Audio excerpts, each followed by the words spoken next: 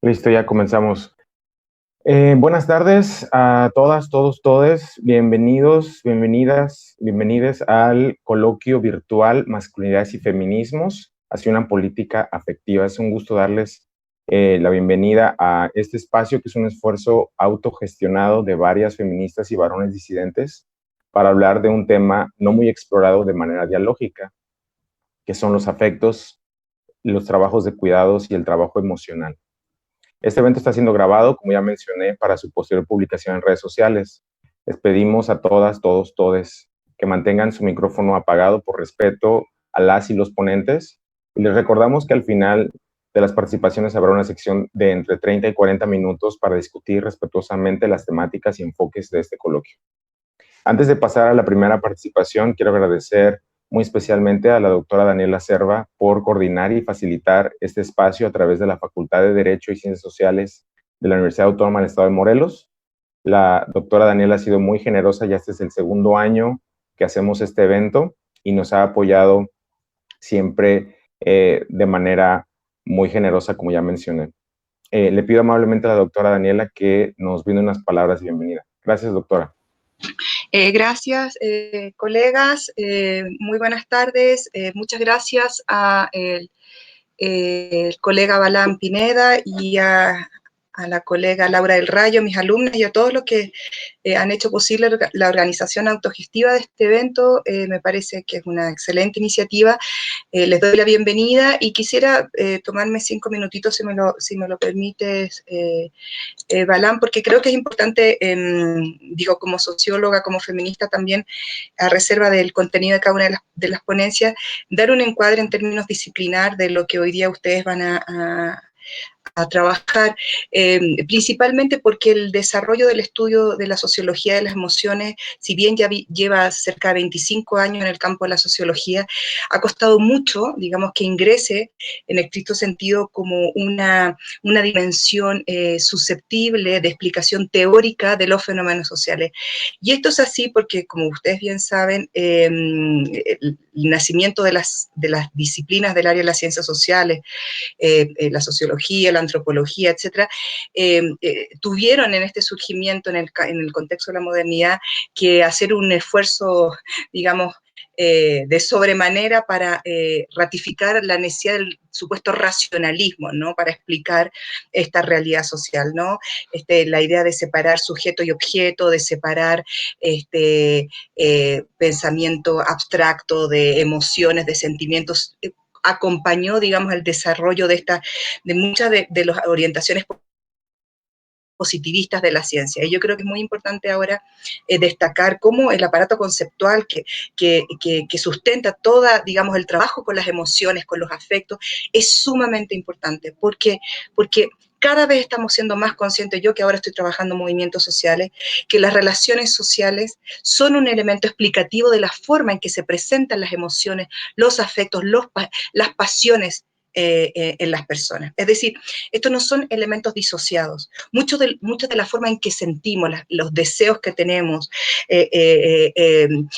la forma en que expresamos la envidia, los celos, la alegría, etcétera, son parte de construcciones sociales que nosotros no necesariamente elegimos, sino que se nos introyectan a partir de los procesos de socialización. Entonces, la naturaleza de las emociones está condicionada también por la naturaleza de la situación social en que las personas vivimos, sentimos, nos movemos, experimentamos. Entonces, poner el acento en el tema de las emociones es sumamente importante, porque nos permite entender también cómo se construye el conflicto social, ¿sí? Y cómo también las emociones son, digamos, condicionadas también por dispositivos de orden y por dispositivos de condicionamiento social que si nos ponemos a reflexionar podrían hacernos, digamos, sujetos más libres, más emancipados de una serie de condicionamientos que muchas veces nos restringen, ¿no? Y que se asocian esta cosa que nos pasa incluso hasta en el cuerpo, cómo sentimos, cómo en nuestros cuerpos, dolores de estómago, etcétera, dolores de cabeza, la depresión, la vergüenza y la culpa también están situadas socialmente. Bueno, no quiero extenderme más, los felicito por esta iniciativa.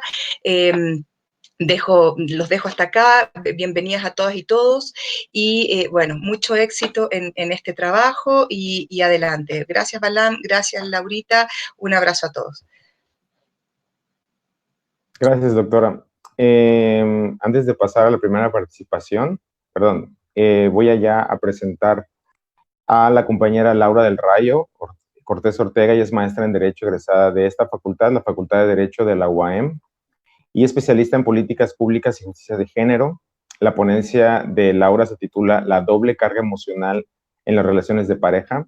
Entonces, muchas gracias, Laura, por ser parte de este proyecto como ponente y coorganizadora. Tienes 15 minutos a partir de ahorita, que son las 4:12, y voy a avisarte cuando te quede un minuto ahí en el chat. Gracias.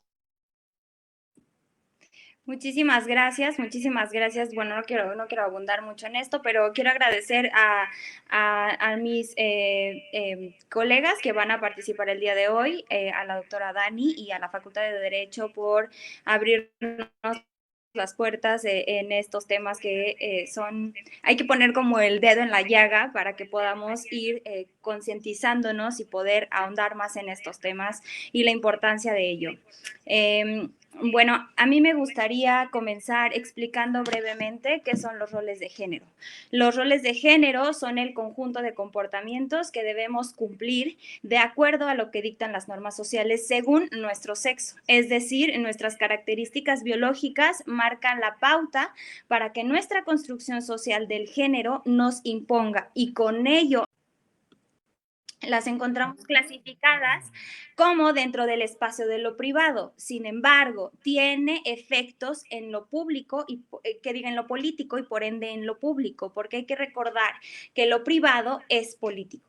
El patriarcado ha marcado claramente las desigualdades entre mujeres y hombres, y la más importante es que los hombres tienen el poder de tomar las decisiones y las mujeres, a su vez, tenemos la de la sumisión ante ese poder masculino, lo que nos lleva a la cosificación de nosotras, de las mujeres, en donde a los hombres, con ese poder de decisión del que ya les hablaba, deciden poseer a la mujer con la que tienen una relación, y nosotras aceptamos.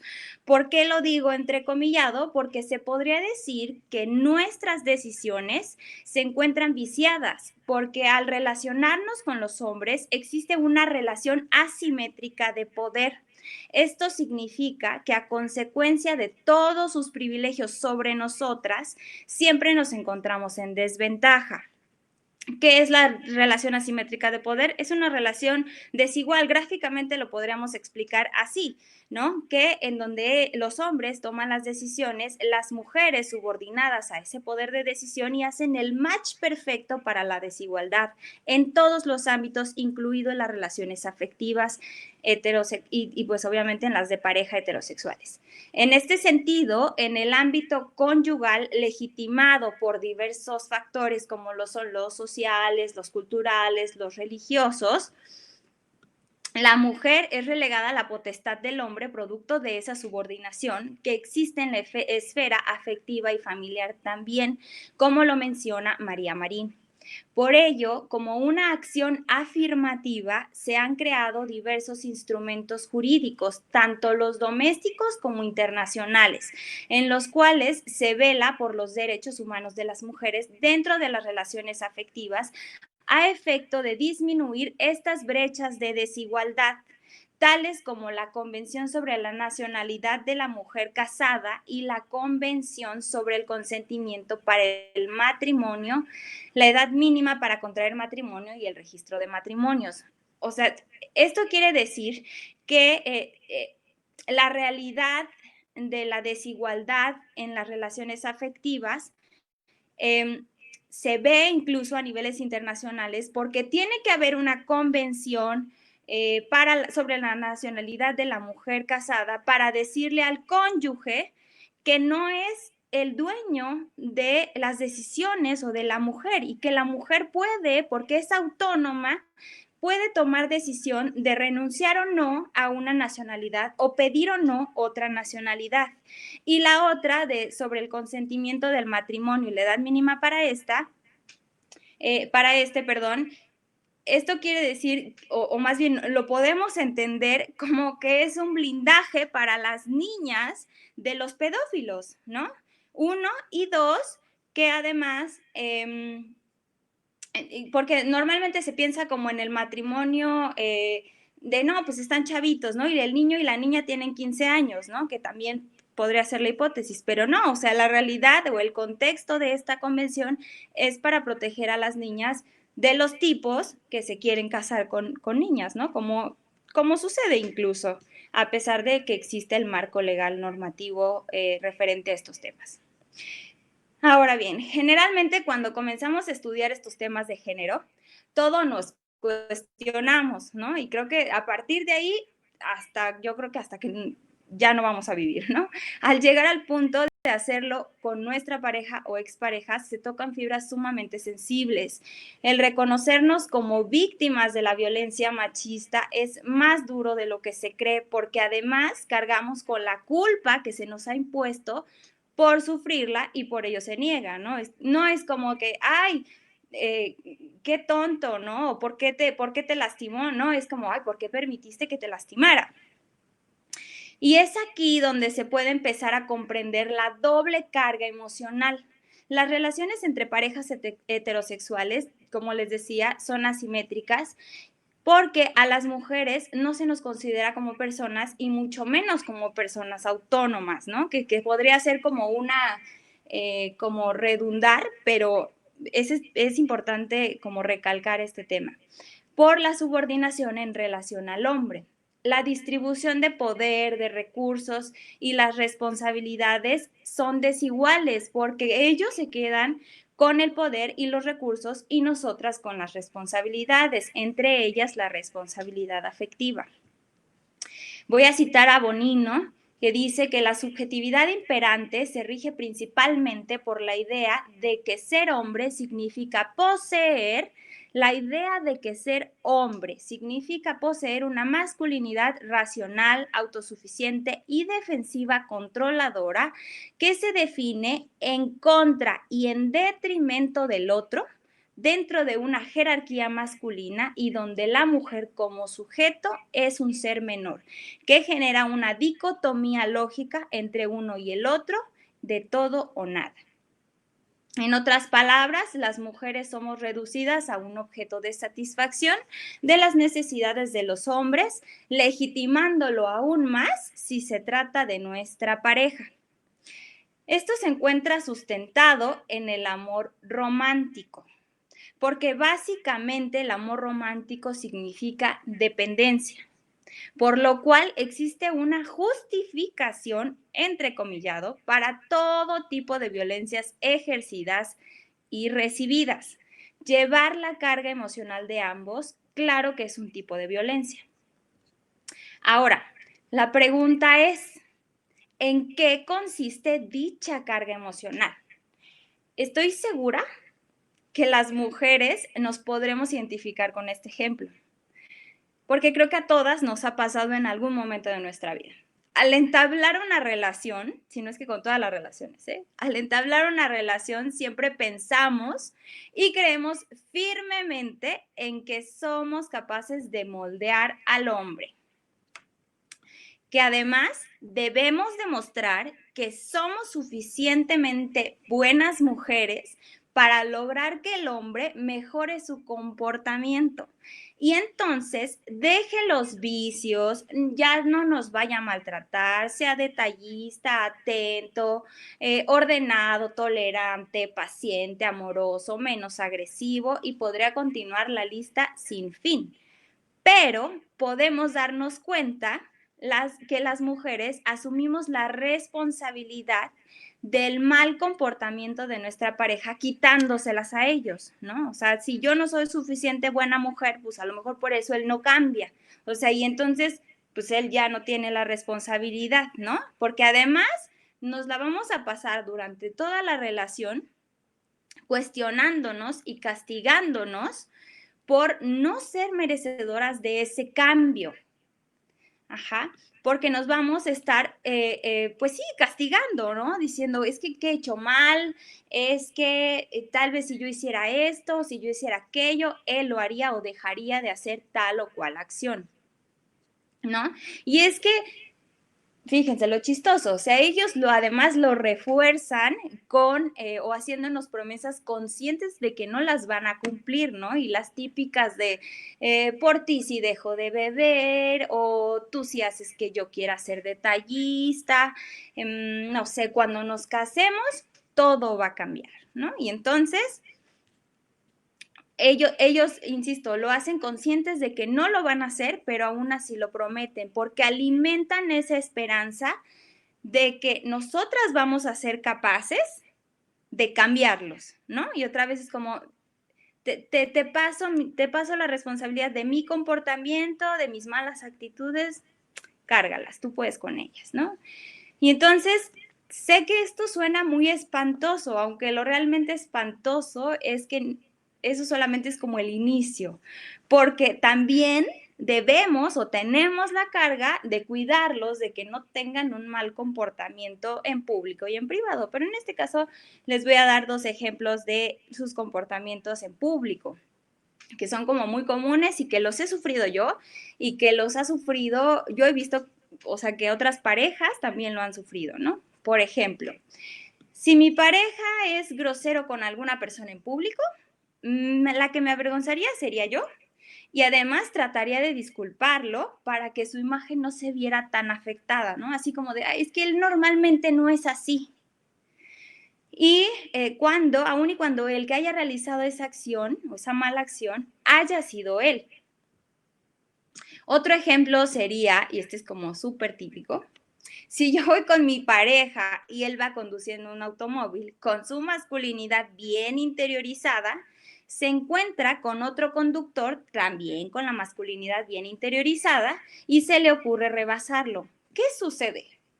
En efecto, la lucha de machitos por ganar, ¿no? Y empiezan a aventarse el carro, intercambian groserías, sin importarles que me esté exponiendo a mí, ¿no? Y a todas las demás personas.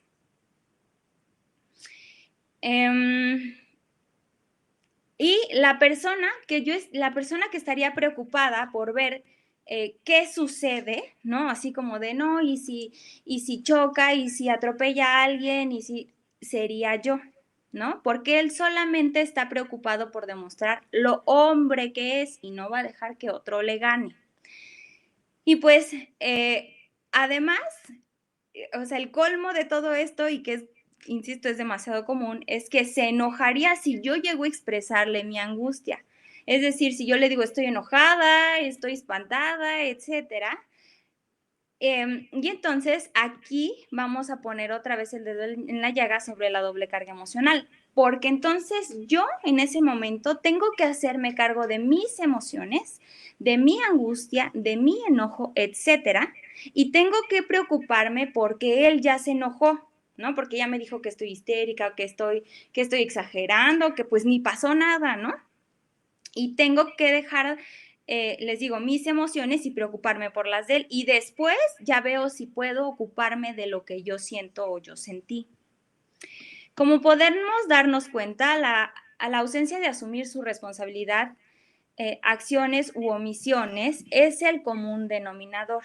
Lila, García y Herrero señalan que esto está asociado a 2 tipos de fenómenos. Uno, la dificultad para hacer límites entre lo que es y lo que no es violencia, mostrando un alto nivel de tolerancia hacia las acciones agresivas contra las mujeres. Y 2, un aparente desconocimiento de los efectos que su comportamiento produce en los demás. Simultáneamente, la tendencia de ignorar intencionalmente los efectos negativos de las propias acciones sobre lo que al otro le puede Simultáneamente la tendencia de ignorar intencionalmente los efectos negativos de las propias acciones sobre el otro puede aparecer como un mecanismo de defensa o autojustificación con el propósito de reducir o evitar sentimientos de culpa, incluso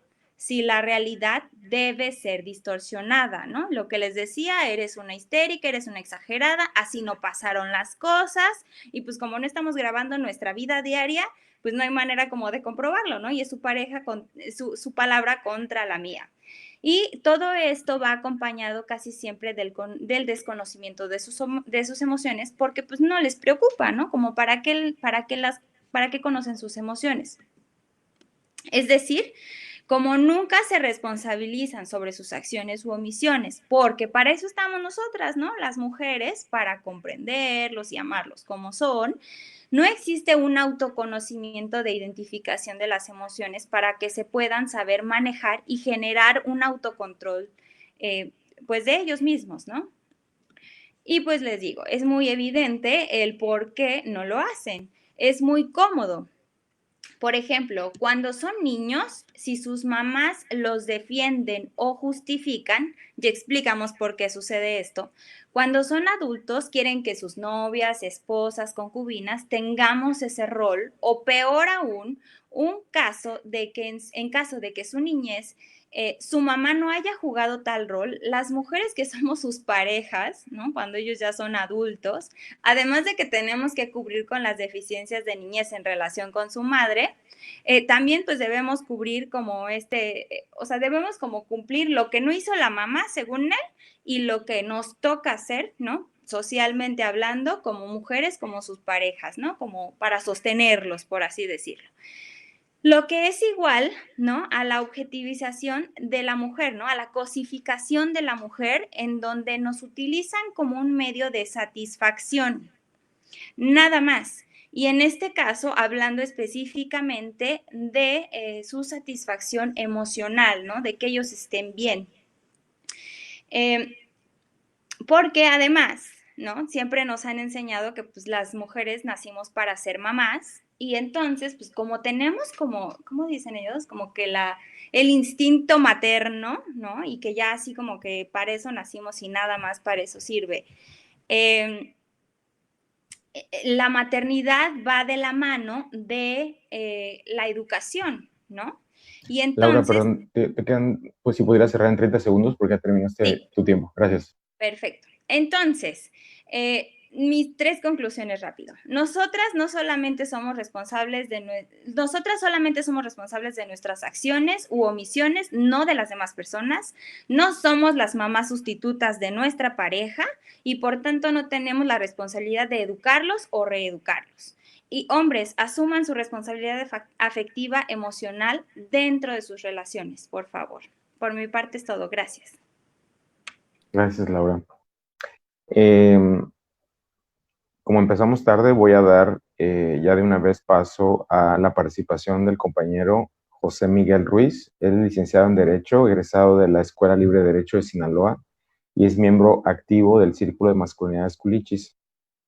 Su participación se titula Autoterapia, confrontando la masculinidad dentro de la cotidianidad. Tienes también, José Miguel, 15 minutos a partir de ahorita que son 4:29. Gracias. Muchas gracias, Balam. Primero que nada, me gustaría pues agradecerle a la Universidad Autónoma del Estado de Morelos, así como a la doctora Daniela por darnos este espacio para generar un diálogo. También a mis compañeras por su participación y por supuesto a la audiencia por brindarnos su atención. Y claro, pues a mi amigo Balam por invitarme a participar. Como lo dice el título, esta plática se trata acerca de describir un proceso confrontativo respecto a la masculinidad. A raíz de los espacios que en la discusión pública el feminismo ha visibilizado, existe una problemática en torno a este tema, como lo son las masculinidades. En ese sentido, este tema se encuentra en una etapa incipiente. La discusión en torno a las masculinidades y su ejercicio, así como su sustancia, poco se ha propiciado en los diversos círculos sociales, particularmente entre los varones. Por ello, creo que es sumamente importante generar un diálogo tendiente a construir una perspectiva crítica respecto a las diversas implicaciones que La masculinidad como una configuración de una práctica, tanto individual como colectiva, tiene sobre los sujetos activos y, por supuesto, los sujetos pasivos respecto a ella. Entre las diversas líneas en las que se puede abordar esta temática, en este caso nos referimos a las relaciones afectivas dentro del ejercicio de la masculinidad mayoritaria, si así se le puede mencionar. Es decir, la manera en que el hombre apegado al manual de las prácticas y las usanzas que indican precisamente este manual de la masculinidad se vincula amorosamente, en general en el marco de relaciones heterosexuales, que es lo que estamos abordando. En ese sentido, esta plática busca que desde lo individual se abone a la muy urgente crítica, ya sea constructiva o bien dirían deconstructiva, en torno a la masculinidad, haciendo valer, en este caso como recurso hermenéutico, mi propia experiencia y una visión tratando de encuadrarlo en lo autocrítico, a modo de contrastar las situaciones que como hombre se viven en el marco precisamente de las interacciones interpersonales. Y bueno, para abordar este tema me di a la tarea de diseñar algo así como un pequeño recetario. Sin embargo, pensar que existe un método específico para combatir a la masculinidad sería por lo menos ingenuo. Y bueno, en el caso de pensando que la masculinidad se trata de un problema a tratar y es una situación que se expresa de diversas maneras, lógicamente muchas maneras de poder combatirla. Es probable que existan métodos genéricos, ojalá que así lo hubiesen, pero en este caso me limito a compartir mi propia experiencia con los matices de mi realidad, que hacen, por supuesto, de ello una experiencia muy propia, sin embargo, que espero pudiera servir en algún momento de referencia. Como si se tratara casi casi del método de Alcohólicos Anónimos, el primer paso es reconocer que se tiene un problema. En este caso es reconocer que tienes un problema de masculinidad. No sabría decirle si existe una circunstancia en específico que te lleve a reconocer el problema. No va a haber un momento en que digas, hey, tengo masculinidad. Sin embargo, no, esto no ocurre así porque este es un sistema normalizado, legitimizado y perpetuado a través de la tradición. Lo importante es, creo, que cuando surja esa duda respecto a tu supuesta normalidad y se llega a la consideración de que estás en un problema, es el momento preciso para reflexionar en torno a ello y hacer algo al respecto. Son muy evidentes las maneras en cómo ser macho, más es difícil comenzar a romper con ese esquema y por lo tanto entrar en un ámbito de disidencia. La masculinidad como una configuración de una práctica contenida en un sistema de relaciones de género se perpetúa a través y mediante la cotidianidad.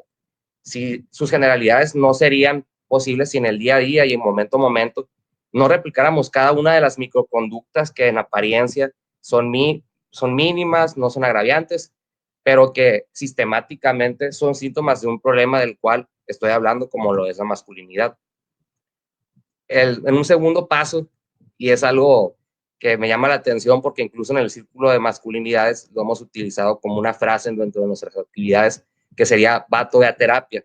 Y bueno, el segundo paso es ir a terapia, buscando partir de un núcleo originario, a propia opinión. Este tiene su primer vínculo en la relación afectiva heterosexual en amplio sentido, que se da entre madre e hijo. A priori considero que, según la manera en que se recepcione las interacciones afectivas de esta relación, el varón puede,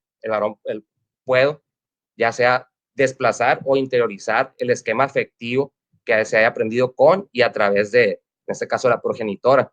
En ese sentido, después vienen las proyecciones idealizadoras dentro de las relaciones amorosas afectivas, que en el desarrollo de la personalidad del varón va generando un soslayado sistema y más bien complejo edípico, revestido en un marcado sistema jerárquico y de relaciones de poder que se reviste también de una romantizada idea del amor.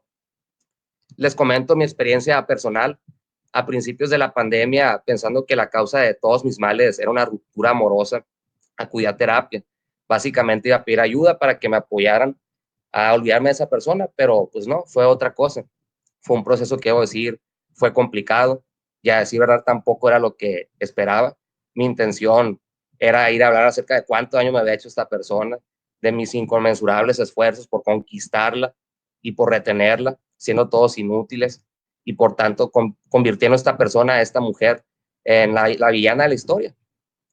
Digo que no fue lo que esperaba esta terapia, porque el servicio por el que pagué, que en el fondo yo pretendía que fuera un cotilleo para hablar mal a espaldas de mi expareja, asimismo que mi psicóloga fuera una especie más bien de porrista, pues fue todo menos aquello. Y es que aquí es donde cobra relevancia el proceso terapéutico con la actividad confrontativa respecto a la masculinidad. Eso de decir que en aquel entonces ni por asomo relacioné este proceso con encarar mis esquemas masculinos. Es más, me parecía pues, muy extraña la manera en la que se estaba desarrollando la terapia. Comenzamos a abordar pues, mis primeras relaciones afectivas a nivel familiar, en especial con mi madre, mi hermana y mi abuela. Y bueno, la relación realmente era mala. En ese sentido, cuando establecimos la calidad del vínculo entre madre e hijo, comenzamos a detectar patrones de conducta. De mi parte, existía un rechazo recalcitrante al amor y cariño, así como afecto que mi mamá, mi hermana y mi abuela me brindaban muy a su manera. Y cabe decir que en general el patrón afectivo de las tres hacia mí era muy similar en su manera de querer, y de igual manera mi rechazo para las tres era el mismo. Y es aquí donde se hace momento de revelación, donde caigo en cuenta que edípicamente estaba proyectando mis relaciones amorosas con el patrón del vínculo afectivo de las mujeres que más cercanas he tenido en mi vida. Y la verdad, discúlpeme la expresión, yo decía que solamente me fijaba en mujeres difíciles, mujeres locas, y la verdad que es notorio que el problema aquí era otra persona, y debo decirlo, el problema era yo. Haciendo referencia a Judith Butler, el esquema de sexualidad que había asimilado, creo, era respecto a mi madre, fue un desplazamiento. Y ahora hacia el exterior, mi modelo era propio de una interiorización de los patrones de conducta de mi madre, puesto que apropié sus esquemas y de lo que ella rechazaba, con otras personas replicaba irónicamente vivía la situación pues a la inversa, como dirían, lo que te choca, te checa. A raíz de ese descubrimiento, con mucho dolor y con el orgullo destrozado, descubrí que el problema, como les digo, siempre había sido yo. Después de esto se da otro paso que sería generar contraste de experiencias con otros varones, con una perspectiva de honestidad, respeto y solidaridad. Tras este proceso terapéutico, había logrado detectar cuáles eran mis sentimientos respecto a la situación que había vivido y en general las que venía viviendo. Sin embargo, el hecho de haber reconocido una situación todavía no me hacía confrontarme a ella. Había comprendido que mi modo de querer de alguna manera era edípico, y no me refiero a un complejo de Edipo como tal, pero sí con tendencias y basado en un sistema principalmente de deudor-acreedor. Pero ello no bastaba, y no había, como les digo, un proceso realmente confrontativo. Y esto da por consecuencia la constante romantización de la ausencia de aquella persona, no superar las sensaciones vividas y aún no encontrar la manera de encarar mi masculinidad. Meses después de concluir este proceso y tras regresar de la nueva normalidad, decidí acudir de nueva cuenta al círculo de masculinidades. Y les voy a ser honesto, la primera vez que acudí fue con tal de impresionar a mi expareja. Y bueno, ya la segunda ocasión tenía la certeza de que algo tenía que hacer respecto a mi situación, y sin embargo esto no sabía a dónde me llevaría.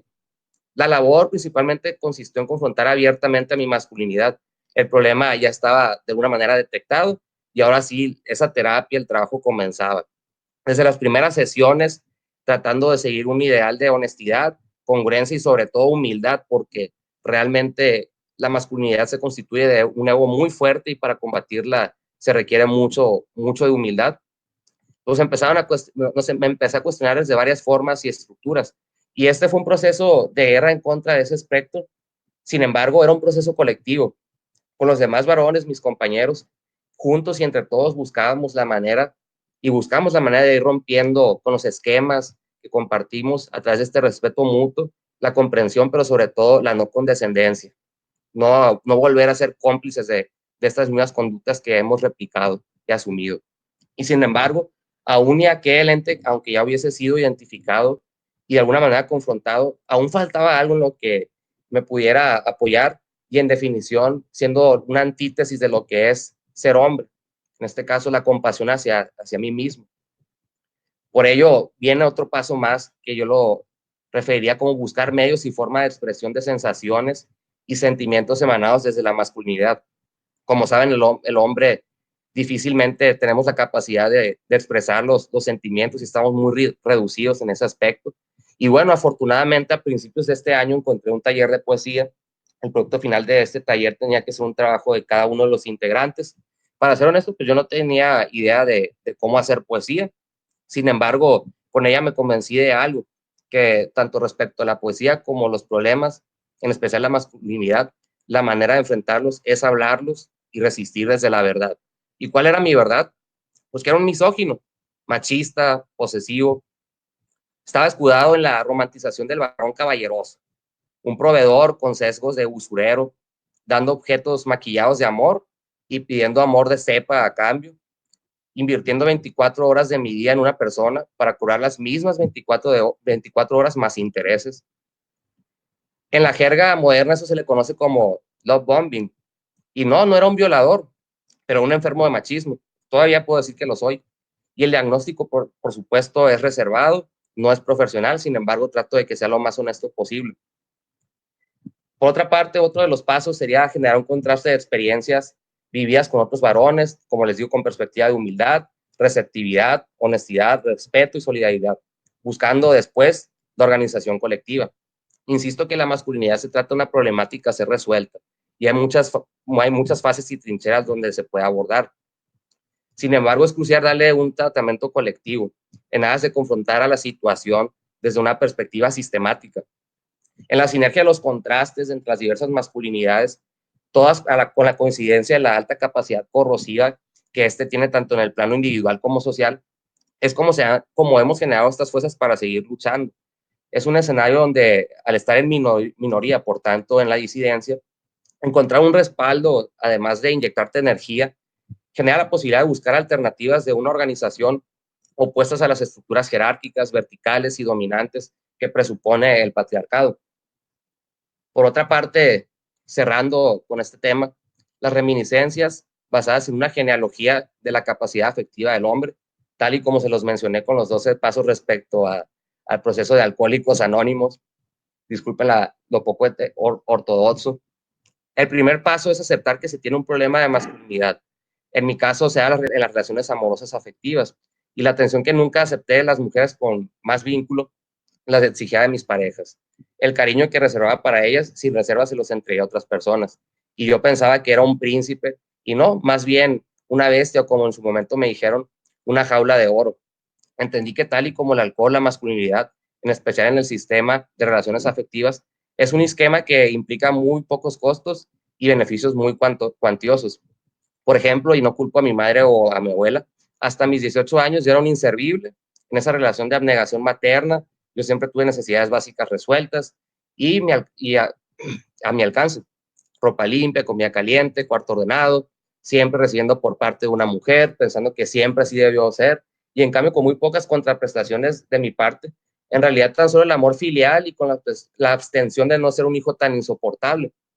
Y fue así que asumí mis relaciones afectivas con mujeres que debían de ser de esta manera, recibir mucho a cambio de muy poco, y si entregaba mucho, al menos el doble de lo que daba se me tenía que entregar. Entonces, la configuración patriarcal en las relaciones afectivas deviene un esquema muy cómodo para sus beneficiarios, es decir, los hombres. Implica control, disposición del cuerpo, del tiempo y de las ideas del sujeto afectado, visto como conquista, es decir, la mujer. Y es que siempre se trata de ello, el hombre que enamora, el hombre que conquista. Todo se trata de prácticas de posesión, de consumo, que al final recaen en eufemismos. Y como otra vez insistió en el argot de Alcohólicos Anónimos, creo que la masculinidad probablemente no es algo que pueda curarse. Sin embargo, soy optimista a que se puedan buscar paliativos para atenuarla y con harta dedicación y disciplina reconciliarte con ella. En una nomenclatura patriarcal y capitalista, la masculinidad es un pase a un goce de beneficios y el amor romántico es el concepto que ha legitimizado su ejercicio. Sin embargo, en términos salubres y más aproximados a un amor sobrio, la masculinidad inhibe la capacidad de sentir y actuar con un sentido de amor genuino. No quiero hablar de panaceas. Insisto, el primer paso es reconocerlo y el segundo, trabajar en ello. Eso sería toda mi partición. Muchas gracias por su atención. Gracias, Miguel. Voy a empezar a proyectar la presentación de la compañera Elienay. Vamos a ver si me deja esto.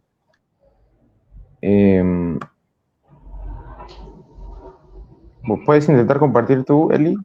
Ajá, justo puedo intentar. Porque aquí no me está dejando este navegador.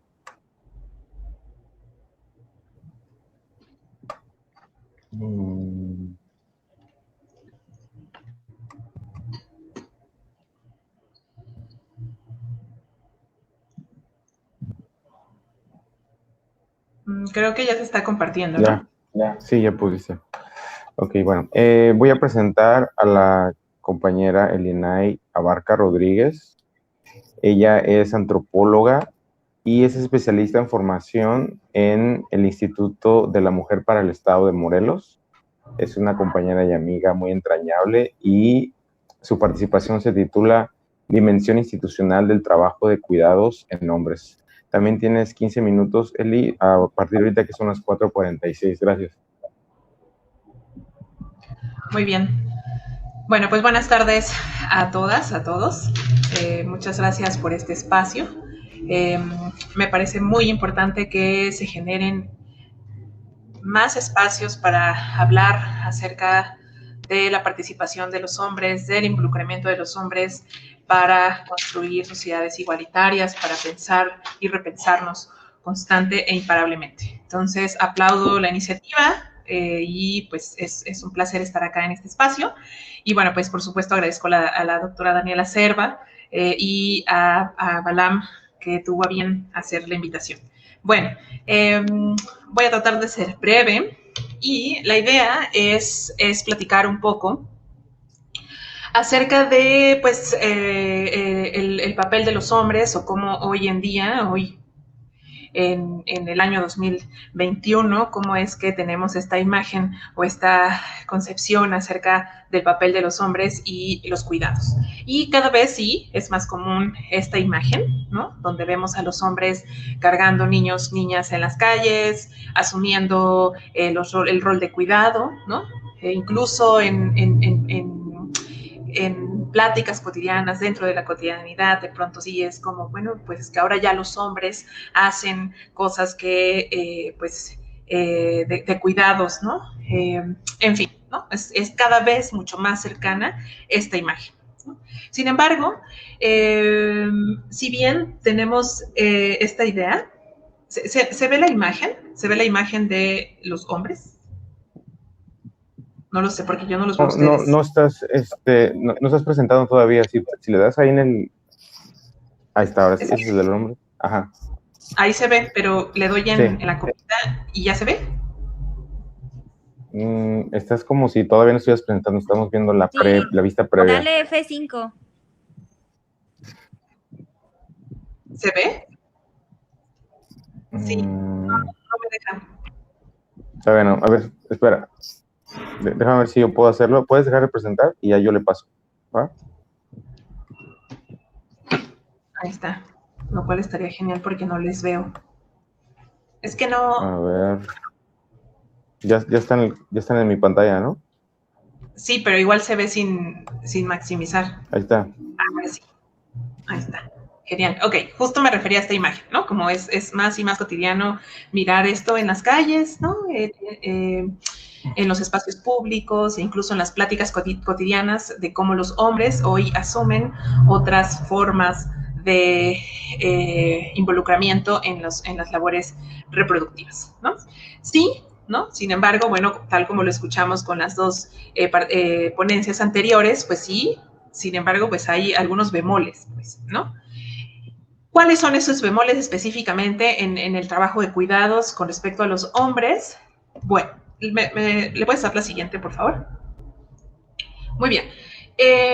Si miramos un poco la estadística, en la siguiente vamos a ver una gráfica de la cuenta satelital de INEGI, donde habla de las labores domésticas y de cuidados. INEGI define las labores domésticas y de cuidados como la alimentación, la limpieza y el mantenimiento de la vivienda, limpieza y cuidado de la ropa y calzado, por si pensábamos que esa no era una labor que fuera considerada, que incluso INEGI considera dentro del PIB, ¿no? O sea, lavar la ropa y cuidar, planchar, llevarla a coser, ponerle un botón, cuenta dentro del Producto Interno Bruto del país, ¿no? Bueno, cuidados y apoyo y ayuda a otros hogares y trabajo voluntario, ¿no? Para INEGI esto implica las labores domésticas y de cuidados. Y pues claro, dentro de esto, pues asumimos que... ¿Le puedes dar la siguiente, por favor? Muy bien, aquí se ve un poco la gráfica de INEGI. Estos son datos de 2019 de cómo es que hombres y mujeres, el de arriba son las mujeres, y los de abajo son los hombres en el trabajo de mercado laboral y el trabajo no remunerado, ¿no? Las labores domésticas y de cuidados es el verde oscuro. Y entonces tenemos que las mujeres, claramente, ¿no? De las mujeres encuestadas, las horas trabajadas que reportan el total de mujeres encuestadas es claramente mayor al reportado por los hombres, ¿no? O sea, significa que si bien hoy podemos tener, porque además yo soy capacitadora y me encuentro constantemente con esta idea de que cuando hablamos de esta típica imagen, incluso traté de googlearla en la internet. Hace años era muy fácil googlear hombre trabajador y que saliera esta típica imagen de la mujer en la casa y el hombre en el trabajo, ¿no? Ahora Google ni siquiera lo pone, ¿no? Lo cual me parece fabuloso. No, o sea, está cambiando, pues, ¿no? Hay movimientos en los roles y estereotipos de género, en el orden de género a nivel social, sí, por supuesto que sí, ¿no? Y sin embargo, claro que se mueven las cosas, pero cuando lo ponemos en números, pues claro que han cambiado, sin embargo, no estamos todavía en condiciones de igualdad, ¿no? Es decir, ¿qué implica que las mujeres trabajen tantas horas a la semana en labores domésticas y que los hombres tantas en labores domésticas? ¿Habrá diferencias a partir de esto? Sí, absolutamente sí, ¿no? Que no, por supuesto, no es el tema de hoy. Sin embargo, pues bueno, de aquí podemos sacar un montón de cosas que pensar acerca de de las cosas en lo que ocupamos el tiempo las mujeres y los hombres, ¿no? Y que claramente está condicionado por el orden de género, por los roles, por los estereotipos de género, ¿no? Que ya en la primera participación se definió muy claramente. Entonces, a partir de esto podemos observar cómo es que, si bien hay cambios, ¿no? Vemos más hombres en las calles cuidando de hijos e hijas y haciendo labores domésticas, no implica que en términos reales esto esté siendo igualitario. La siguiente, por favor. Muy bien, y vamos a ver un ejemplo. Vamos a ver un ejemplo aterrizado a por qué es que hoy todavía tenemos si bien han cambiado un montón de cosas, tenemos esta idea o esta noción, o los hombres y mujeres seguimos reproduciendo la idea de que los hombres son quienes trabajan y las mujeres quienes estamos al cuidado de las labores reproductivas que tienen que ver con las labores de cuidado de hijos e hijas, etc. Específicamente con dos artículos, el artículo 201 y 205 de la Ley del Seguro Social, de Seguridad Social, en donde vamos a ver esta que es antes de la última reforma del 2020. Este es cómo está, tal como estaba redactada hasta hace un año, ¿no? Y vamos a ver qué dice. Decía, porque afortunadamente ya no está así, el ramo de guarderías cubre el riesgo de no poder proporcionar cuidados durante la jornada de trabajo a sus hijos en la primera infancia. Es decir, ahí hay un mandato, ¿no? Hay un rol de género, ¿no? Y hay un mandato de género implícito, ¿no? Alguien tiene que proporcionar los cuidados mientras las personas trabajan. ¿Quién? Bueno, pues los roles de género, el orden de género nos dice constantemente que quienes hacen estos cuidados son las mujeres, ¿no? O sea, históricamente hemos sido las mujeres quienes lo hacemos. Y la ley no queda fuera de esta idea, pues, ¿no? Veamos por qué. Entonces, dice, ¿quién? La mujer trabajadora, ¿no? De la mujer trabajadora o del trabajador, hombre, viudo o divorciado, o de aquel al que judicialmente se le hubiera confiado la custodia de sus hijos mediante el otorgamiento de las prestaciones establecidas en este capítulo. Es decir, cualquier mujer tenía derecho al acceso a las guarderías. Cualquiera, no hay ninguna condición más que la condición de género, ¿no? La condición de ser mujer, ¿no? Sin embargo, los hombres, sí, la ley establecía que había tres condiciones principales. Uno, ser trabajador, pero viudo, ¿no? Y ya no haya una mujer que cumpla con esta función del cuidado durante la jornada laboral, que sea trabajador, pero que esté divorciado, ¿no? Y además, aquel que tenga la custodia de sus hijos e hijas, ¿no? Es decir, la condición de género de los hombres les ha implicado, desde la creación de esta ley, les ha implicado la restricción para el acceso a las guarderías. Y esto basado en que las mujeres son quienes están al cuidado de los hijos e hijas. La siguiente, por favor. Muy bien, aquí es el párrafo primero del artículo 205 y decía, es prácticamente lo mismo, pero fíjense, a mí me encanta esta frase que ponen, mientras, claro, a los hombres, a los viudos, divorciados, los que judicialmente conserven la custodia de sus hijos, mientras no contraigan nuevamente matrimonio o se unan en concubinato, ¿no? Un poco al revés de lo que sucede, por ejemplo, con el divorcio, cuando los hombres dan tras un divorcio y años de trabajo no remunerado de las mujeres, los hombres están obligados a tal o cual. En este caso, pues mientras las mujeres no contraigan bla, bla, bla, bueno, en este caso al revés, ¿no? Si el hombre no contrae matrimonio nuevamente, es decir, no tiene a una mujer, ¿no? Porque además por lo menos en el ideal o en el imaginario está una relación, un matrimonio además heterosexual, ¿no? Mientras no contraigan nuevamente matrimonio o se unan en concubinato, es decir, mientras no tengan a una mujer que cumpla con este rol del cuidado de hijos e hijas, entonces tendrán derecho a los servicios de guardería. Es decir, conservamos estas tres condiciones y le sumamos que sigan o viudos o divorciados, ¿no? Bien, la siguiente, por favor.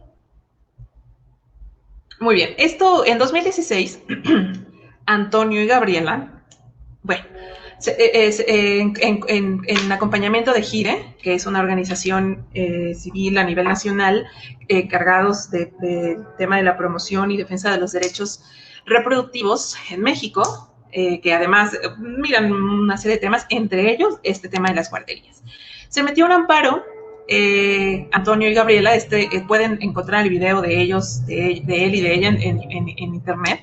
Ahí está la liga y también está el amparo que desde el 2016, porque Antonio quería meter a su hijo a la guardería, pero se lo negaron porque pues era casado, pues no era viudo, no era divorciado y no tenía la custodia de su hijo, ¿no? Entonces, por supuesto, la Corte la Suprema resuelve que, pues, definitivamente esto es violatorio a los derechos humanos fundamentales. La siguiente, por favor.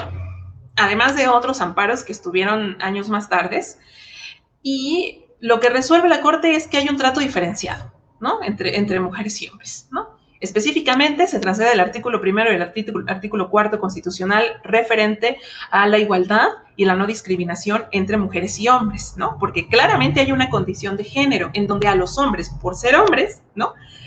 Sostenido del estereotipo de que los hombres deben ser proveedores y no se encargan, o sea, restringiendo por ley, ¿no? O sea, la ley avalando la restricción de los hombres en el trabajo de cuidados con sus hijos e hijas. O sea, fuertísimo. La siguiente, por favor, el artículo cuarto de la CEDAW, que dice lo siguiente, la siguiente. La CEDAW es la Convención sobre la Eliminación de todas las formas de discriminación contra las mujeres, firmada y ratificada en 1981 por el Estado mexicano, en el 79 y ratificada en el 81, en donde específicamente habla de que el Estado deberá tomar todas las medidas para modificar los patrones socioculturales de conducta de mujeres y hombres, ¿no?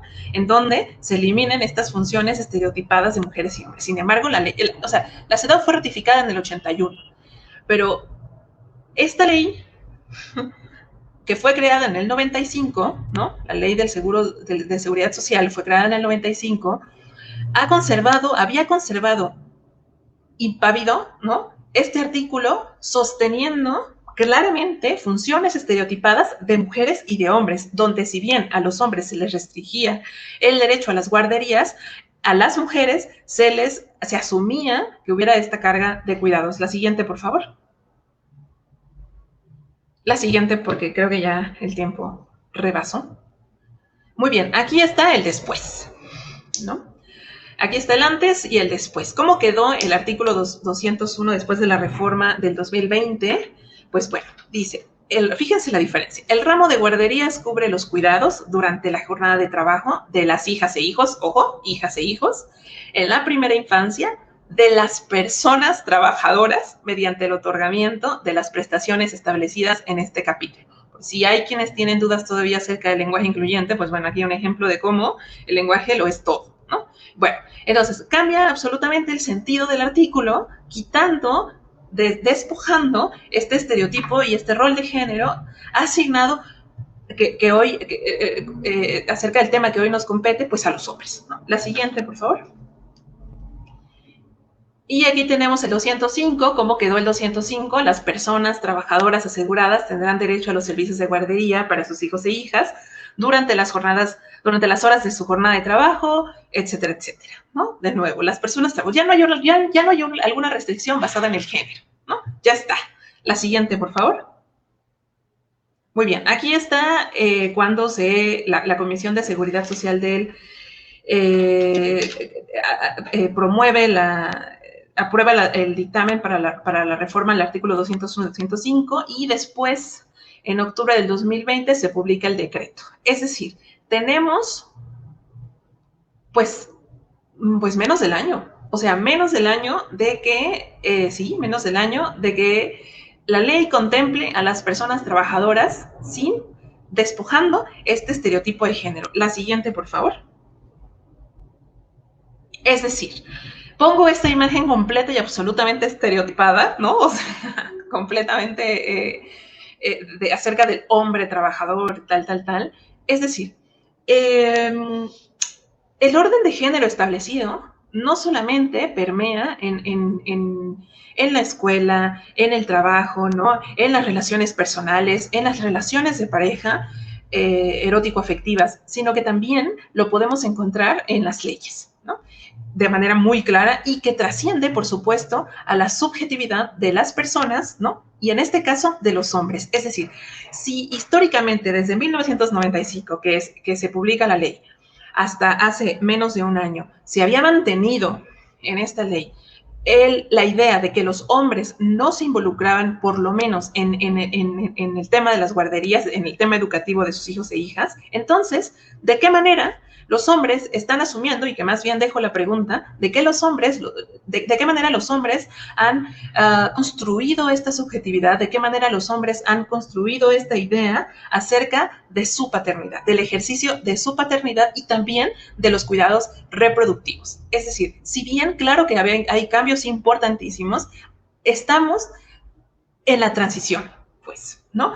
A menos de un año de que el Estado reconozca, ¿no?, que había este estereotipo de género, porque además lo enuncia la Suprema de esa forma, ¿no?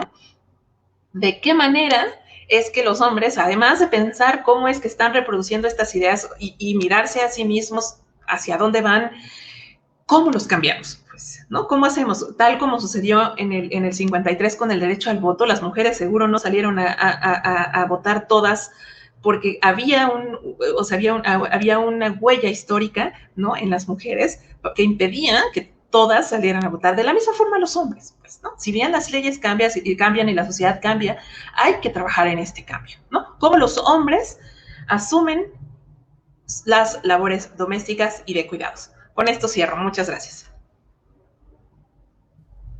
Muchas gracias, Eli, Laura, Miguel, por estas participaciones. Yo creo que nos dan ya al menos un par de vías para discutir con el público. Voy a dejar de compartir. Es importante, pues, que las compañeras y compañeros que están conectadas, nos hagan llegar sus preguntas para poder estimular la discusión. Tenemos al menos media hora de aquí en adelante, que son las 5:04. Yo voy a estar aquí en el chat recibiendo las preguntas o pueden desmutearse y hacer la pregunta. Y también podrían prender la cámara si es necesario. Yo nada más quisiera hacer un apunte antes de que pasamos a las preguntas, especialmente tratando de enlazar lo que dijo Eli con la ponencia del compañero Miguel, porque ha permeado mucho en los últimos 2-3 años con el auge del Me Too y los tenderos del acoso, con ciertas políticas más bien mediáticas del tratamiento de las masculinidades. Ha permeado esta idea de que el tema masculinidades se restringe únicamente al ámbito individual, al ámbito personal. O sea, los hombres simplemente tenemos que dejar de ser machos y automáticamente todo el sistema patriarcal se va a caer.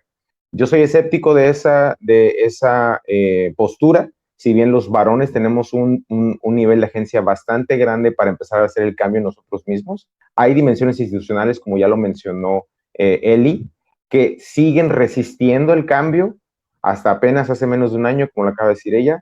Están actualizando estas legislaciones para eliminar esos estereotipos de género, pero siempre se deja intocado o ignorado, por ejemplo, la economía, ¿no? Las compañeras feministas en Europa, en Estados Unidos, han denunciado una y mil veces que mientras la economía esté basada en un modelo de libre mercado, la igualdad de género a nivel mundial nunca se va a alcanzar. ¿Por qué? Porque el sistema económico dominante, que es el capitalismo, es el principal encargado de hacer una división sexual del trabajo a rajatabla, ¿no? Hay un montón de empresas que se dedican a hacer trabajos donde, o a diseñar puestos de trabajos donde solamente las mujeres hacen una cosa y los hombres hacen otra cosa, y así engendran y siguen reproduciendo la desigualdad económica y la desigualdad de género. Entonces, ese era mi apunte nada más. Si algún compañero o compañera quisiera preguntar, no hay pregunta incorrecta, son todas bienvenidas. Gracias.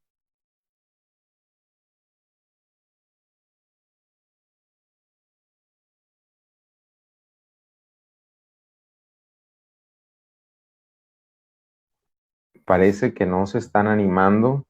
A lo mejor si Laura o Miguel quieren hacer un comentario sobre lo que no les alcanzó a decir, no alcanzaron a decir en su tiempo de participación, o algún comentario que le quieran hacer a otro ponente, tal vez así podríamos continuar con la charla.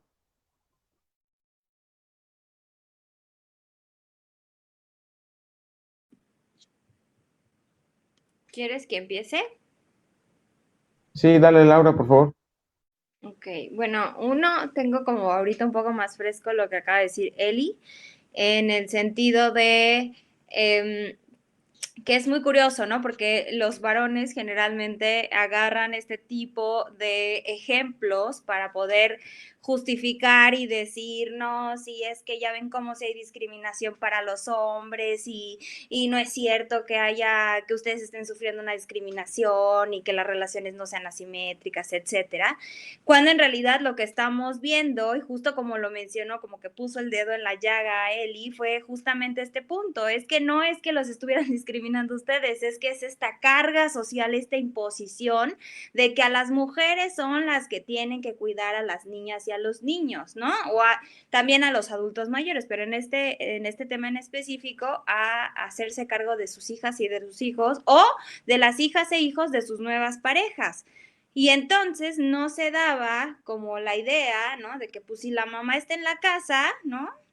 Porque pues puede ser que esté en la casa, pues ella que cuide a los niños, ¿no? Porque si él es el que tiene la seguridad social y ella no, se podría entender en un mundo idealista que ella no tiene un trabajo, aunque también es que tenga un trabajo y no tenga las prestaciones de seguridad social, porque también eso es algo muy cierto. O sea, generalmente los que tienen el control de los mejores puestos, los que tienen más asegurados sus derechos son los hombres y las mujeres no. Entonces, este es por el lado de Eli.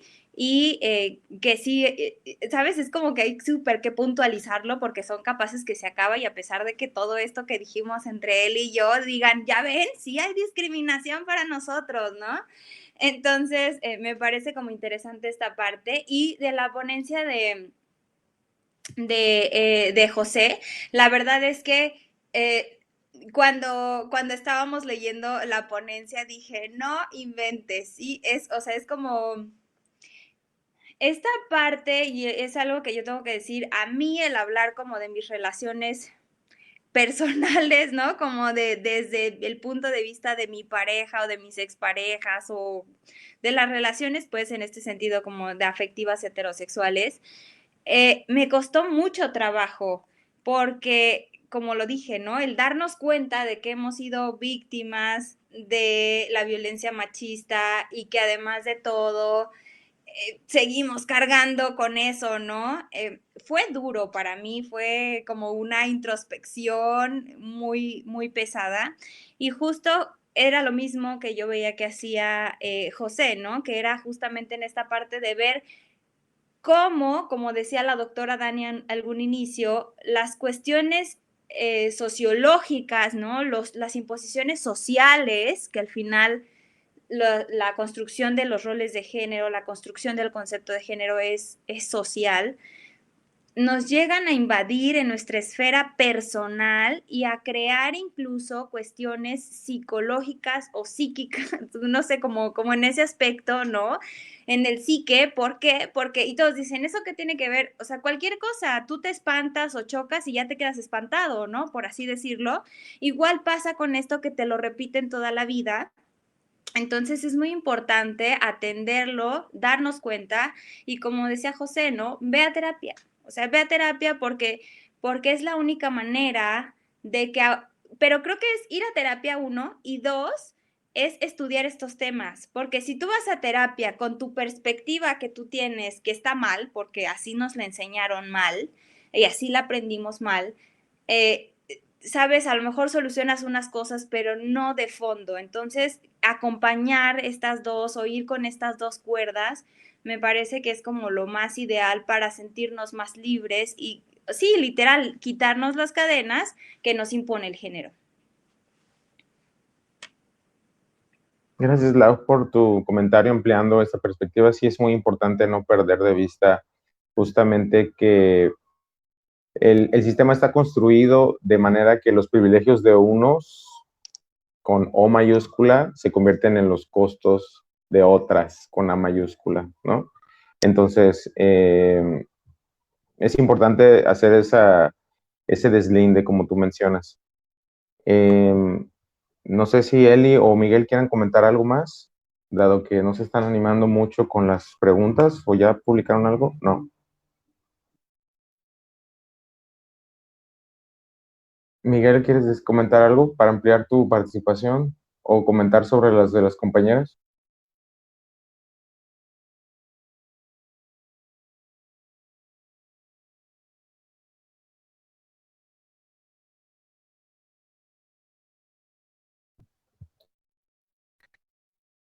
Eli,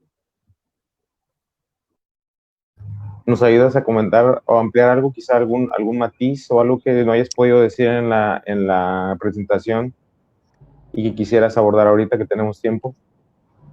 Pues me gustaría agregar que más allá de, o sea, como un poco subrayar el tema de la importancia de que los hombres pues generen espacios de reflexión, pues, o sea, a mí eso es una de las angustias, ahí sí. Bueno, no, me parece que es una de las cosas que tendrían que estar bien claras en la agenda, pues, ¿no? O sea, las mujeres llevamos décadas, años, o sea, hasta siglos, cuestionándonos las desigualdades, ¿no? Y creo que es muy importante que también los hombres tomen postura al respecto, pues, ¿no? Porque, por ejemplo, con el tema de la ley, ¿no? Con este ejemplo que vimos de la ley de seguridad social, pues, o sea, cuando hay una desigualdad hacia las mujeres, también los hombres salen repercutidos, pues, ¿no? O sea, también hay consecuencias sobre los hombres, pues, ¿no? Porque también los hombres viven los mandatos patriarcales, pues, ¿no? Porque también experimentan las consecuencias del patriarcado en sus vidas, en la cotidianidad, en su sexualidad, en sus relaciones de pareja, en todo, en absolutamente todo, hasta cómo se sientan en el metro, pues, ¿no? Entonces me parece que las mujeres llevamos años, pues, ¿no? Pensándonos y repensándonos y en crisis existenciales tras otra. Y me parece que es muy importante, pues, ¿no? Hay quienes hablan actualmente de la crisis de la masculinidad, hay quien habla, incluso hay, pues, de quien desde la academia plantea que estos movimientos en los roles y estereotipos de género donde las mujeres avanzan, por ejemplo, en la vida pública, incrementa la violencia, pues, en su contra, ¿no? Entonces, híjole, ¿no? O sea, ¿en qué momento los hombres pararán a cuestionarse estas cosas? Pues, ¿no? Me parece muy importante que que se haga, ¿no? Que se haga ya, por ejemplo, hoy, ¿no? Que está este espacio y que también desde el feminismo hay distintas formas en cómo se trabaja el tema, ¿no? Hay quienes son separatistas y dicen, no, yo no me voy a involucrar con los hombres, que se eduquen ellos mismos, está esta postura, pero hay otras múltiples posturas, pues, ¿no? Entonces, aprovechemos las distintas ramas del feminismo para generar estas reflexiones. Muchas gracias. Muchas gracias, Eli, por ese apunte. Sí, hay múltiples perspectivas y es innegable que la confrontación entre varones ya no puede esperar más, ¿no? Miguel quería hacer un comentario a esto. Miguel, adelante. Sí, claro. Muy brevemente, abonando al comentario tanto de Laura como de Eli, me gustaría decir que al final es, por supuesto, una responsabilidad que tenemos histórica como hombres el asumir esa, por supuesto, responsabilidad. Y creo que tenemos que estar muy pendientes en el sentido que el hecho de que otra vez se despliegue esta doble carga, en este caso para las mujeres, de no solamente cuestionarse su propia existencia y sus propias desigualdades, sino también que ahora tengan que cuestionar también la existencia de los hombres y asumir esa doble carga y tener que ellas encargarse de educarnos, pues sería la misma trampa que otra vez este sistema está estableciendo de doble cargas. En este caso, pues sería de la reeducación o de desaprender lo que hemos asumido como cierto. Entonces creo que este tipo de espacios, independientemente de las posturas, ya sea separatistas, incluyentes, es muy importante porque precisamente como hombres tenemos que asumir esa carga y no relegar precisamente esa responsabilidad de que aprendan por nosotros para que nos digan, y no porque se trate de que, es que no me vas a ni a decir cómo ser hombre, sino por lo mismo, porque históricamente hay una doble carga. Luego entonces, pues es una manera de empezar a cambiar esos esquemas. Entonces, pues yo celebro este espacio, la verdad le agradezco a ambas compañeras y pues abierto a preguntas, sería todo mi aportación. Gracias, Miguel. Edgar León acaba de hacer una pregunta muy importante que está, pues, refleja la tensión que hay en el ambiente desde hace unos 2, 3 años con los movimientos relacionados al Me Too, los géneros del acoso, por las violencias sexuales sistémicas, que hay que recalcar que la violencia sexual en México es un problema sistémico.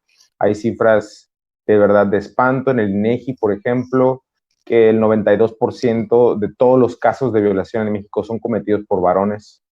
Y eso se vio reflejado pues en todas estas muestras de repudio, conocidas como escrache, tenderos del acoso, ahora le llaman funación, etcétera. Entonces voy a leer la pregunta. Luego de una acción punitiva, legal o no, ¿los hombres pueden cambiar? ¿Siempre debe existir el señalamiento y estigma? ¿Las reflexiones entre hombres se pueden trabajar acompañado con terapia? ¿A dónde podemos acercarnos? Bueno, son muchas preguntas. Me voy a permitir intentar contestar al menos 2 de ellas y le doy paso a Miguel o a las compañeras si quieren contestar. Evidentemente, si las acciones de justicia simbólica emprendidas por las compañeras feministas y otras mujeres a nivel nacional suceden, es porque hay un vacío legal e institucional abominable, increíblemente grande, que es prácticamente imposible para las víctimas probar la comisión de estos delitos sexuales, de estos crímenes sexuales, de estas violencias sexuales. El sistema legal adversarial está diseñado en México en general para proteger al perpetrador, porque se le encarga a la víctima que ella pruebe que fue víctima de un acoso, un abuso, una violación.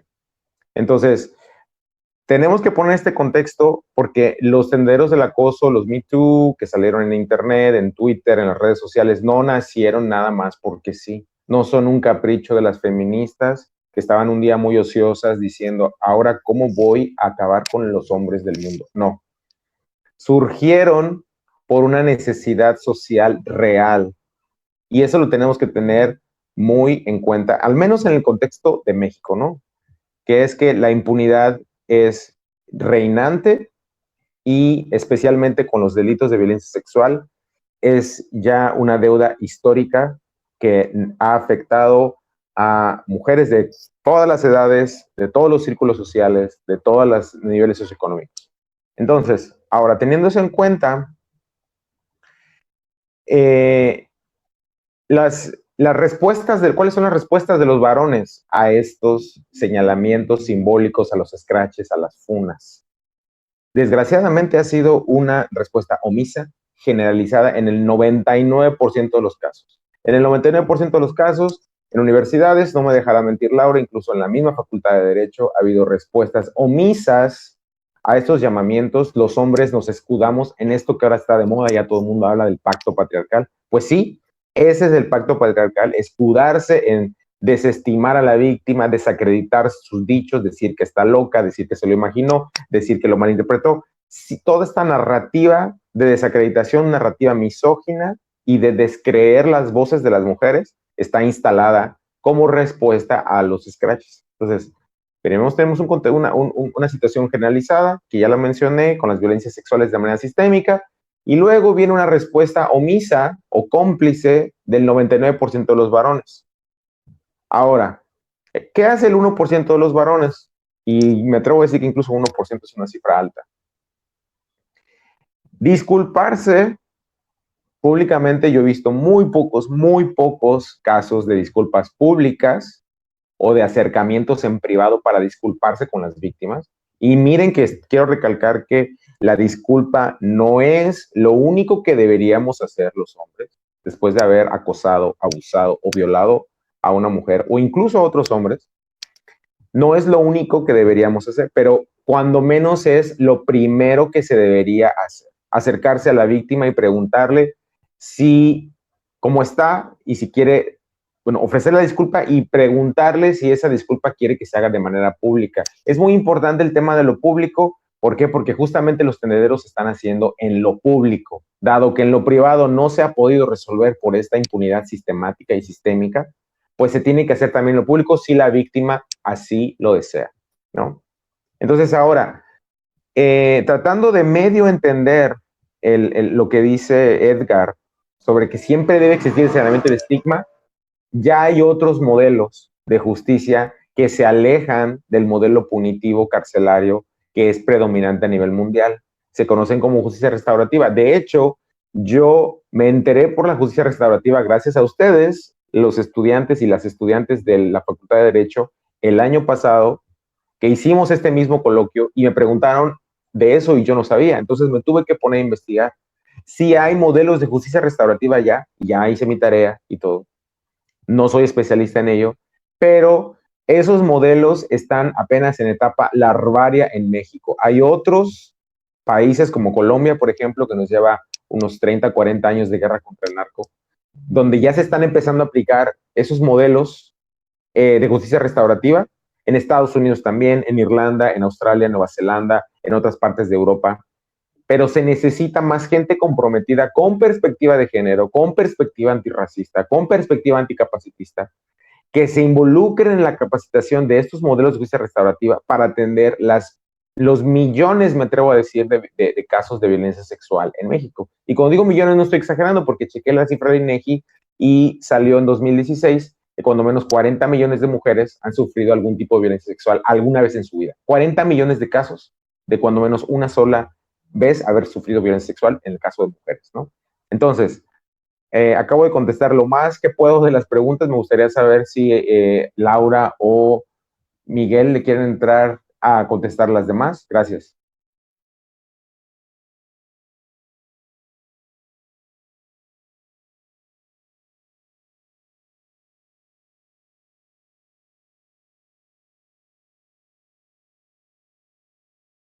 ¿Quieres comentar algo, Miguel o Laura, sobre lo que comentó Edgar? Porque fueron varias preguntas y no quise contestarlas todas yo.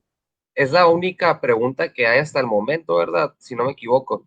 Es que vi que una persona más había... Sí, solamente que son varias. Mira, la voy a volver a pegar acá. Las preguntas. A mí me gustaría añadir al comentario de Edgar, una muy buena pregunta, por cierto, que creo al final estos fenómenos no se pueden ver de manera aislada. Es en un sistema como tal, cada una de las distintas de los distintos focos dan una interpretación en conjunto. En este caso, pues en el tema de justicia, si lo vinculamos con un sistema patriarcal, pues obviamente que tiene una configuración de impunidad y de complicidad.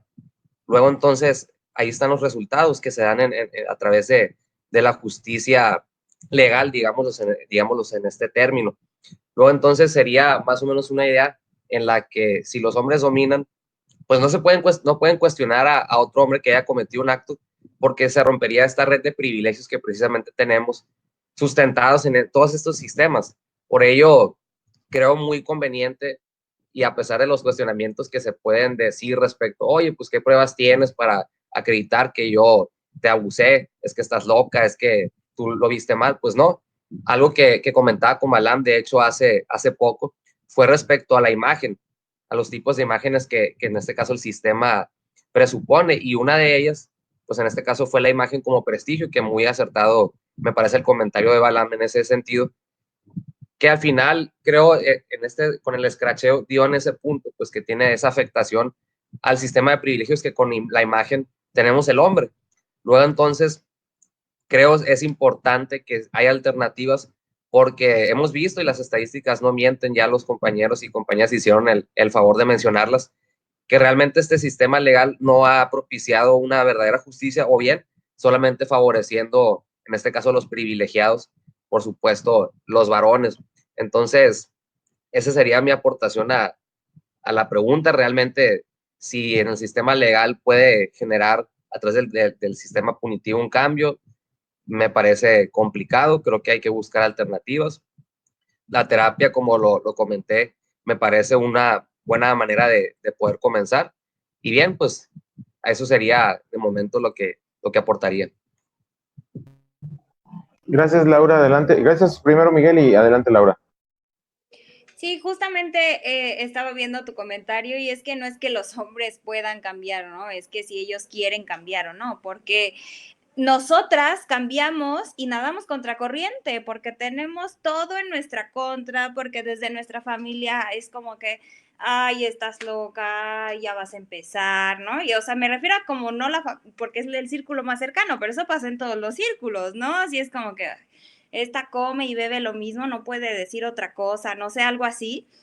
Y evidentemente, si nosotras podemos aún contra esas cosas que nos desaniman, porque la verdad sí es como, ay, no, pues es desgastante emocionalmente incluso, los hombres que tienen como todo a su favor, cuestionarse sus privilegios es lo primerito que tienen que hacer. Cuestionándose sus privilegios es como el primer paso hacia lo que tiene que ser y ahora la aceptación de eso.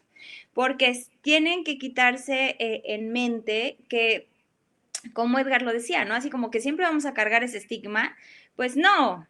O sea, no es como que siempre vayan a cargar ese estigma, es que ustedes deben luchar por cambiar ese estigma. Por eso es como las nuevas masculinidades que invitan justamente a quitarnos la idea de lo que es ser hombre y empezar a hacer una nueva construcción de lo que es ser un hombre, que es justamente que las personas podamos ser libres, ¿no? Era lo que yo decía, o sea, si un hombre quiere vestirse con un vestido, qué genial, no hay nada de malo, porque eso no le va a quitar ni sus órganos reproductores.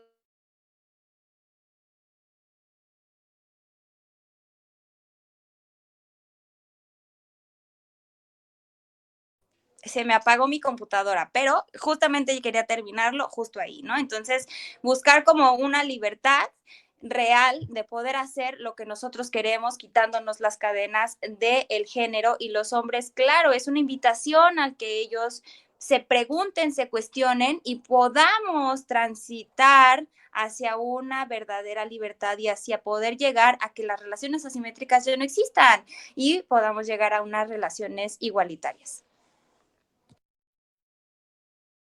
Miguel, ¿quieres contestar alguna de las preguntas de Lucy? ¿O quieres que vaya yo? Si quieres comenzar tú, adelante. Sí, voy a tratar de contestar la primera. Lucy Ode nos pregunta, voy a leer todo lo que ella comentó en el chat. Aunque se está produciendo un cambio notable en la sociedad, aún hoy la planificación, coordinación y toma de decisiones en el hogar incide más en las mujeres que en los hombres, y esta situación se intensifica con la maternidad. ¿Será posible algún día equilibrar entre la mujer y el hombre esta carga emocional? ¿Qué tendríamos que cambiar desde nuestra persona y nuestros hogares? ¿Cómo ayudar a que los hombres comprendan esta realidad? Son preguntas muy buenas, con mucha jiribilla. Voy a intentar contestar al menos dos de ellas. Justamente por eso estamos aquí, Lucy, porque queremos construir entre todos, todas, una posible vía política sobre los afectos y los trabajos de cuidados. ¿Por qué hago énfasis en la palabra política? Porque no podemos cambiar todo un sistema desde lo meramente individual o voluntarista. Este cambio tiene que ser una transformación radical, de fondo, estructural. Ya sé que ahorita en estos tiempos la palabra radical da mucho miedo porque hay toda una campaña que si López Obrador es comunista, que si las feministas las paga Putin, pero radical viene de raíz, es cambiar el sistema de raíz, pero hay muchos intereses de por medio en la economía, en la política, en las instituciones educativas, en las escuelas públicas, privadas, de que al sistema solamente se le hagan cambios cosméticos. Al orden de género que nos mencionaba la compañera Eli, que ya se tuvo que ir por razones de trabajo. Pero ese orden de género se le están haciendo cambios cosméticos. Se le quita por aquí, pero se mantiene intacto por acá. Entonces, los cambios, como ya nos lo demostró el presidente López Obrador, que es un misógino de carrera profesional, los cambios no pueden venir desde arriba. A las clases dominantes no les interesan esos cambios. Entonces, esto es un esfuerzo que tiene que ser en múltiples trincheras a la vez. Y un solo hombre, un solo Miguel que ande por ahí en terapia, deconstruyéndose, no lo puede hacer, tampoco lo puedo hacer yo solo. Tenemos que sumarnos los hombres, organizarnos colectivamente, politizarnos y discutir estos temas entre pares, porque las feministas se han encargado de demostrarnos que los hombres, por lo general, solamente escuchamos a otros hombres.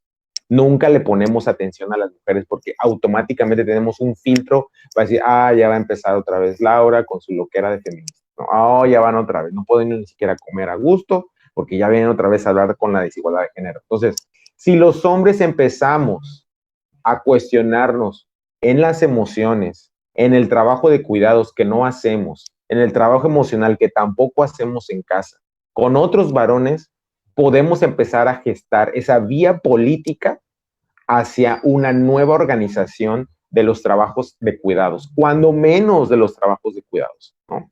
Pero obviamente estos trabajos de cuidados están engarzados en otras dinámicas más grandes, donde vamos a necesitar más personas y mayor organización para seguir multiplicando ese cambio. Pero repito, aunque sí tenemos agencia a nivel individual, sí tengo yo como varón un margen de agencia muy grande para hacer cambios en mi cuerpo, en mi persona, en mis actitudes, en mis comportamientos, no se puede quedar a nivel meramente individual. Tiene que ser un cambio político. Y pues le cedo la palabra a Miguel a ver si comenta algo de las otras dos preguntas. Gracias, Miguel. Claro, la verdad que realmente no esperaría decepcionar, pero ojalá tuviera una respuesta que tuviera la certeza que va a ser el resultado que se espera. Creo que realmente, pues apenas estoy aprendiendo de esto y realmente creo que aquí lo importante en este caso es en lo individual, por supuesto, y después en lo colectivo, es asumir que en el caso de los varones tenemos privilegios y que debemos de cuestionarlos. No hay otra manera más que comenzar con ello. Muy importante el hecho de que no nos aislemos, en el caso principalmente de los hombres que intentamos de alguna manera cuestionarnos por lo mismo, porque si bien es cierto, empezando desde lo individual pueden generarse cambios muy mínimos, no se puede dar este cambio de raíz que muy bien menciona Balam si no nos empezamos a organizar y buscar alternativas a la manera en que hegemónicamente hemos desarrollado nuestra masculinidad. Y la verdad que es un tema interdisciplinario y también transversal. ¿Por qué? Porque este sistema, esta configuración, tiene muchos sesgos que realmente hay que cuestionar desde muchas perspectivas, como bien lo mencionan, desde lo económico, lo jurídico, político, educacional. Entonces, creo que el primer paso, e insisto, es cuestionarte tus propios privilegios y desde luego buscar el trabajo colectivo. Esa sería pues mi aportación respecto a estas preguntas. Y bien, pues no sé si pues bueno, ya sea todo de momento. Gracias, Miguel. Vamos a cerrar ya con esta última pregunta de Anaid Miriam Calderón. La voy a leer completa y espero que la compañera Laura del Rayo nos pueda ayudar a contestar ya para cerrar.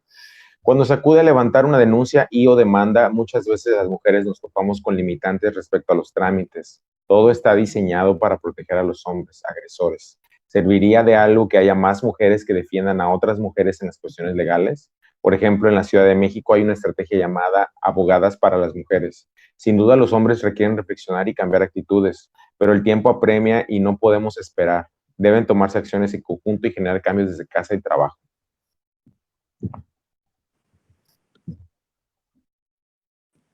Listo. Anaid, bueno, muchas gracias. Uno, sí, porque es un sistema patriarcal, justamente, ¿no? Porque está diseñado de manera en que se proteja a los hombres en todas las cuestiones y que además obviamente tiene tintes clasistas y todo esto, ¿no? Pero bueno, aquí en Morelos también existen asociaciones civiles que hacen acompañamientos a las víctimas, que las acompañan incluso desde hacer la denuncia, más bien, a veces incluso hasta como que animarlas a que vayan a denunciar, uno, y dos, y que diga, y termina o le dan seguimiento hasta la atención psicológica. Entonces, sí, también acá son muy pocas, porque además es un trabajo que no se reconoce para nada, ¿no? Que no como a las feministas, pues es como, ya vienen de revoltosas, cuando hacen todo un trabajo enorme, enorme por atender este tipo de cuestiones y las deficiencias que tiene el Estado hacia con las mujeres, porque incluso no necesitarían nadie llevar un acompañamiento, ninguna mujer ante un ministerio público, porque se supone que tienen esa preparación para poder atender esos casos, y además en las mismas fiscalías hay psicólogas y psicólogos que deberían ser dirigidas esas víctimas inmediatamente para allá, ¿no? Entonces, pero aquí también hay asociaciones que lo hacen. Si quieres puedes mandarme un mensajito y ponernos en contacto, ¿no? Entonces, ahí estamos a la orden para cualquier cuestión.